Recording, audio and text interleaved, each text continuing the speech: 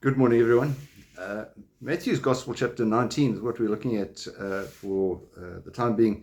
And the reference that is given here, Jesus says, it is easier for a camel to pass through the eye of a needle than for a rich man to enter the kingdom of heaven. That's quite a tough teaching. First of all, we need to understand when Jesus talks about a rich man, he's talking about somebody who prizes wealth ahead of anything else. In other words, that is what motivates them.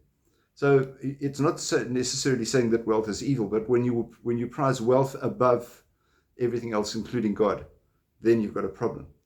But I always am a little bit amused when you think about the cartoon caricatures, where sometimes you sort of have this image of a camel trying to be forced through this tiny little needle, and the camel herder trying to push him and leaning back on the guard pushing, and the camel just resisting completely. I'm not going through there.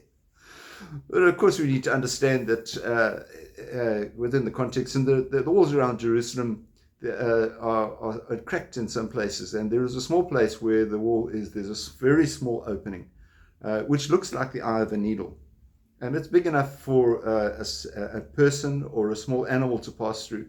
But it's not possible for a camel who's fully laden to pass through there. So in other words, you've got to unload all the stuff off the camel. Isn't that applicable? We take care of all of the stuff that we've got. We've got to unload that so that we can pass through the eye of the needle and enter the kingdom. And that's what it's all about. So Jesus has some very amusing ways, I think, sometimes of passing the message on. But he continues in the chapter and says, many who are first will be last, and the last first.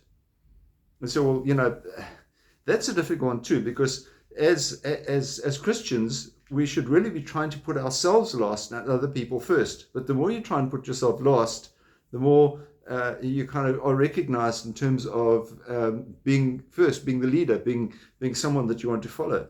So you look at the case, for example, of Mother Teresa, who desperately sought not to be recognized, and sort of, humility was her let's say irony, humility was her strong point. But she was very, very humble. And yet people practically worshipped her. Not really, but they followed her because she had such great ideals and she presented such an amazing message.